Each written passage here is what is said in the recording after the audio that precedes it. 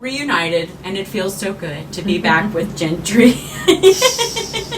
Gentry, and we got my hubby, and we got our fur baby Baxter, the studio dog. It's the first time we've all written together. Yeah, and you so don't much know. fun. I know. We had so much fun. How many times have you sat in a room in a writing session and people are like, You know and what and you can hear crickets. You know what that's called?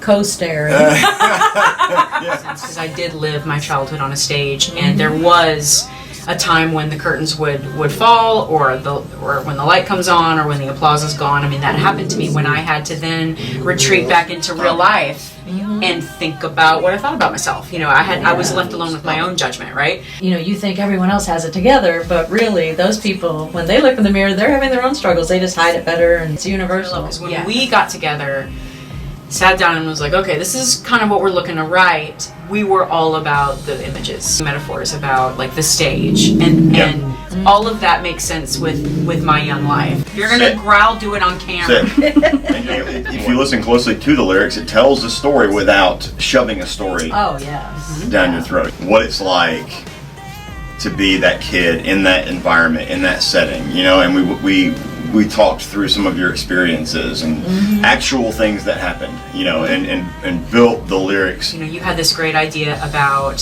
kind of the theatrics, you know, about curtains and applause. And then all the life is a stage too when you're a teenager, because you just, you know, you always have to be on and you don't know what's going on. Right. And you're trying to like navigate these crazy waters. You know, when we first met in high school, that was around the time that I was noticing some of the truths that we wrote about in this song. Oh yeah. How I wasn't the only one that looked in the mirror and judged negatively and then sort of tried to follow the fold, and then realizing that whoever I was following was probably trying to live up to some other standard as well. This sort of deconstructs the, I would say maybe the wrong assumption that only some people have issues with themselves. Yes. And that was something that I just really thought I was kind of on my own for a long time. And our goal was to make sure the lyrics were the star and have that kind of speechy poetry, inner dialogue. The free-flowing verses, how we came up with that. Oh yeah. Because, you know, we started off in a completely different direction.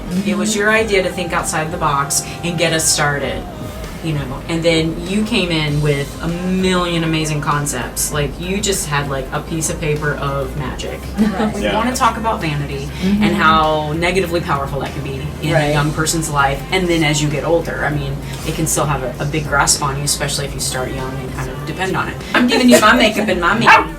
Yeah. If you're not into makeup, maybe someone was mean to you because you didn't wear makeup. Maybe you're mean to yourself because you can never get it right. Maybe you know, whatever. Maybe you think you look fabulous, so you're mean to everybody else. You can. There's you so can many run. layers. So many, That's just. And that's the best thing about songwriting, is if it's ambiguous. Right. Because it can mean, like, one line can mean 100 things to 100 people. And I know that people have always been really mean to me about my makeup. Yeah. Well, that's why I wrote the song. I didn't want to tell you. We were laughing like kind of. Right. You got a powder your nose, Jeff. We did good, kids. We did good, Yeah, kids. we did. Yeah. Very proud. Middle five. Five. That was weird. We tried. We write well, but we don't have we're good high high-five fives. geeks. Look in the mirror.